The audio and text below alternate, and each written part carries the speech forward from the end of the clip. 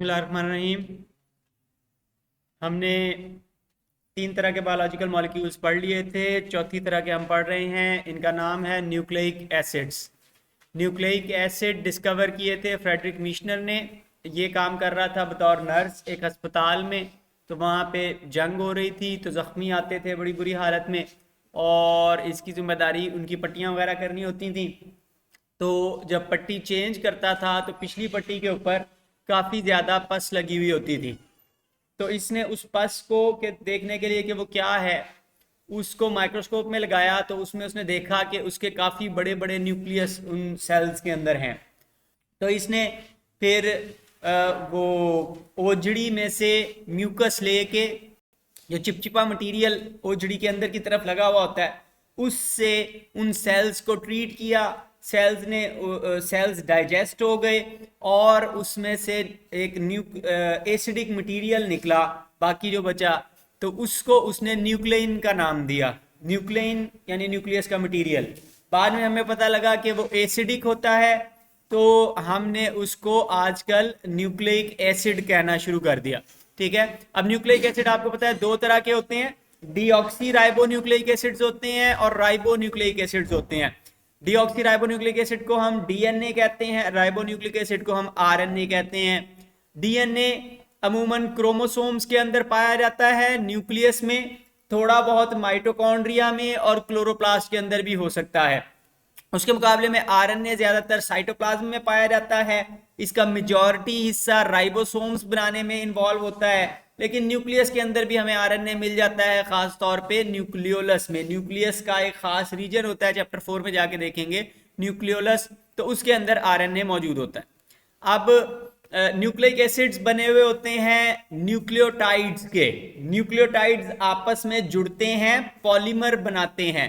Polymer, poly का मतलब many, मर का मतलब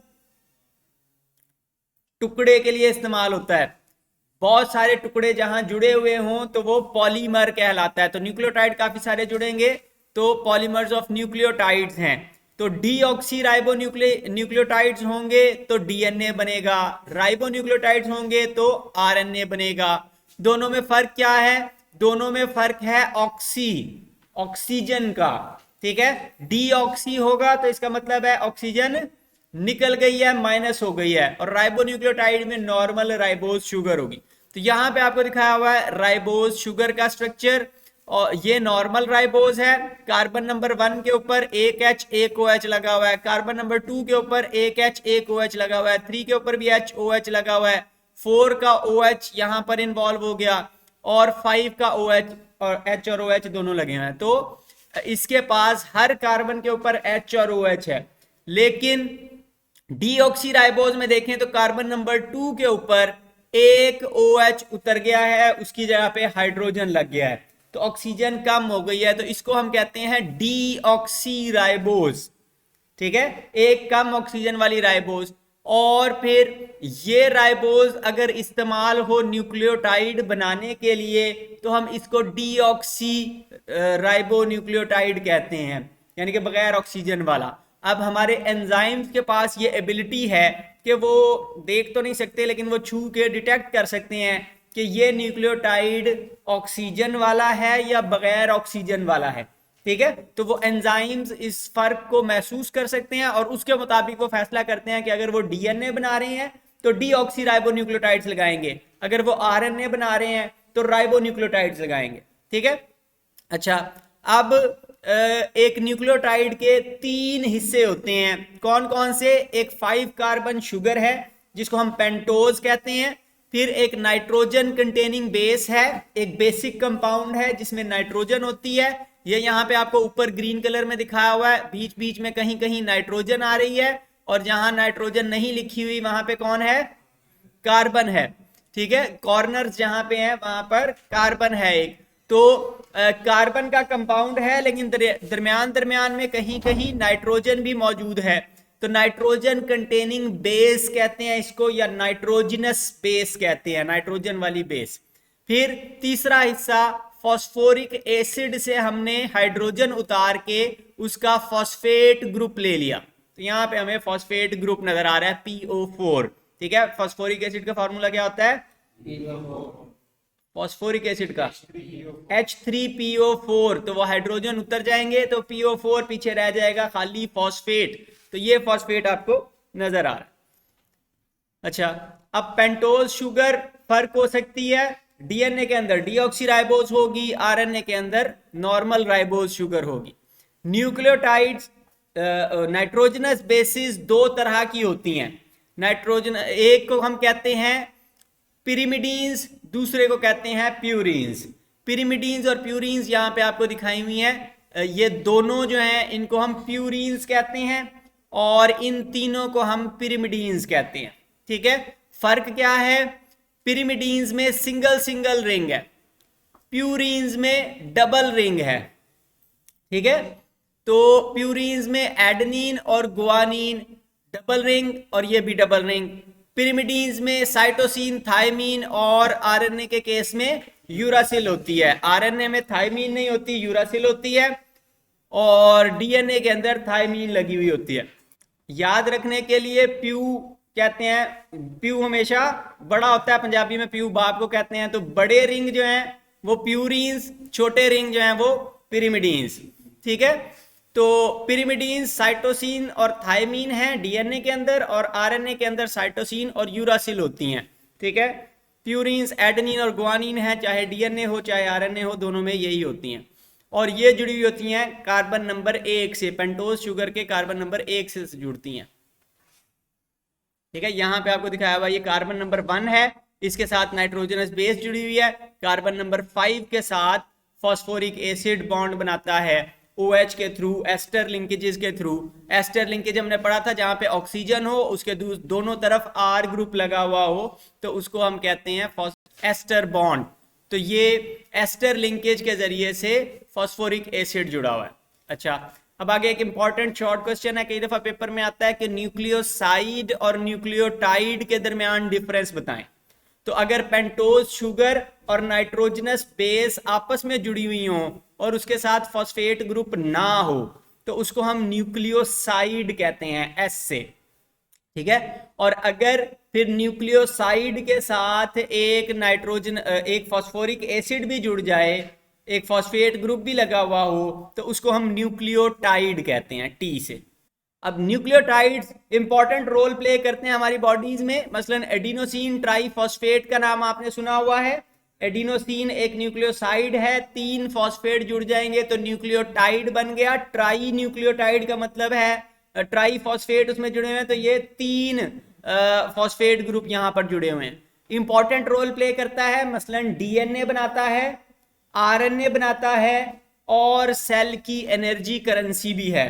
ठीक है, एनर्जी करेंसी से मुराद ये है कि ये सेल में बतौर बैटरीज काम करता है, चार्जेबल होता है, इसको डिस्चार्ज किया जा सकता है, जहां जाकर डिस्चार्ज होगा वहां एनर्जी देगा, इस्तेमाल हो जाएगा, फिर इसको दोबारा से चार्ज करेंगे और ये दोबारा किसी जगह पर जाकर काम करने के काबिल हो जाएगा।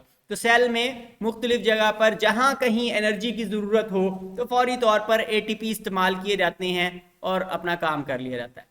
फिर डीएनए, डीऑक्सीराइबोन्यूक्लिक एसिड, डीएनए के बारे में आपने पढ़ा हुआ है कि ये आपका हेरिडिटरी मटेरियल है, यानी कि विरासती मादा है, वालिदैन से औलाद में खुसूसियात मुंतकिल करता है।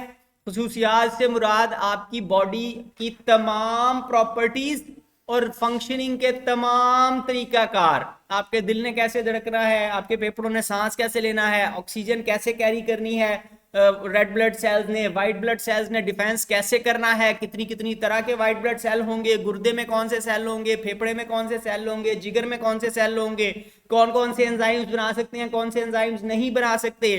फिर बॉडी के बाकी फीचर, दिल की शेप कितना होगा, साइज कैसा होगा, ठीक है, बालों का रंग कैसा होगा, आंखों का कैसा होगा, स्किन का कैसा होगा, तमाम तर प्रॉपर्टीज, जितनी चीजें आप अपने बारे में सोच सकते हैं वो तमाम काम अल्टीमेटली डीएनए के अंदर लिखे हुए पड़े हैं कि ये ऐसे करना है, ये ऐसे करना है, ये ऐसे करना है, क्या चीज कैसे बनानी है और फिर उसने काम कैसे करना है, सारा कुछ लिखा हुआ है। तो तमाम प्रॉपर्टीज और तमाम एक्टिविटीज को डीएनए कंट्रोल करता है और 4 तरह के न्यूक्लियोटाइड्स पर मुश्तमिल है। तो adenosine monophosphate, guanosine monophosphate, cytosine monophosphate, thymidine monophosphate. और डी डी जो लिखे हुए हैं इनका मतलब है कि ये डीऑक्सी की बात हो रही है, बगैर ऑक्सीजन वाले की बात हो रही है। ठीक है, तो ये आपस में जुड़ते हैं फॉस्फोडाइएस्टर बॉन्ड्स के जरिए से।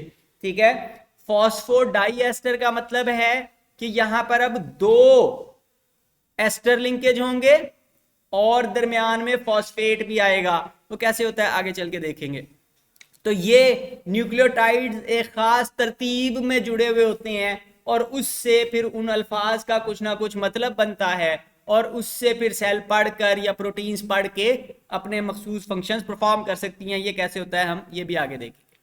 तो अब डीएनए बनाने के लिए आपने न्यूक्लियोटाइड्स को आपस में जोड़ना है। न्यूक्लियोटाइड्स, जब दो न्यूक्लियोटाइड्स को आप आपस में जोड़ते हैं तो बनता है डाई न्यूक्लियोटाइड। ठीक है, और बाज दफा डाई न्यूक्लियोटाइड्स भी इंपॉर्टेंट रोल प्ले करते हैं हमारी बॉडी में। मिसाल के तौर पे निकोटीनमाइड एडेनिन डाई न्यूक्लियोटाइड। तो निकोटीनमाइड एक न्यूक्लियोटाइड है, एक खास तरह का न्यूक्लियोटाइड है, जरा डिफरेंट तरह का है, जो यानी हमारे डीएनए में नहीं पाया जाता वो वाला है।